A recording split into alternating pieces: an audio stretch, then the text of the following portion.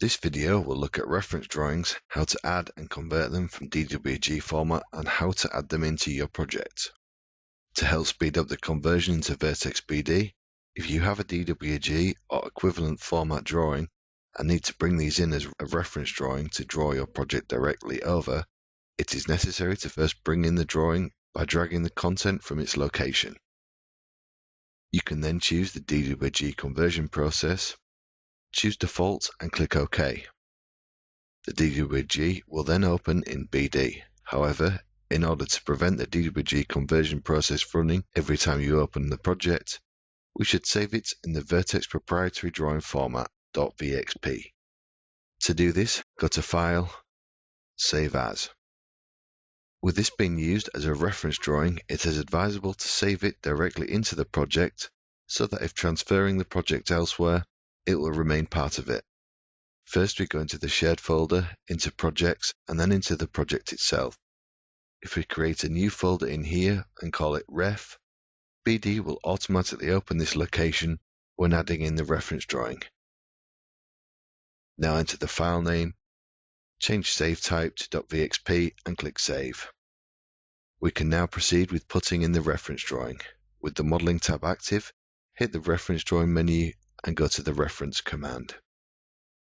Under File, we can select previously used reference drawings, or this button will allow us to choose a drawing. Once clicked, it brings us to the previous created ref folder. Select the one to use and click Open. You can put in a description of the reference drawing if you require. There are also further options in the Reference Drawings column. Select Location will snap the origin of the reference drawing to the cursor for easy placement. Having this unchecked will place this at the project origin. Use Reference Color will bring in the drawing in a pale blue color to easily distinguish it.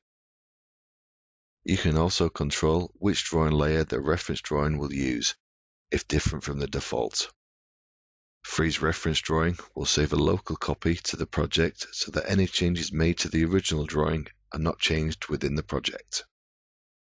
Finally, the Visible Layers column allows us to choose what layers are brought in from the original drawing. Upon finalizing the options, the reference drawing should now be attached to the cursor for placement. Before doing so, notice the various options in the contextual toolbar.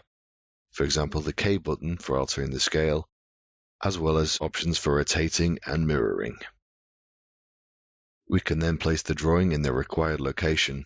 However, should you need to move the reference drawing, this is achieved via the Move option in the Reference Drawings menu in the Modeling tab. Upon using the command, first choose the reference drawing to be moved. Now pick a new reference point, which will be the attachment point on the cursor.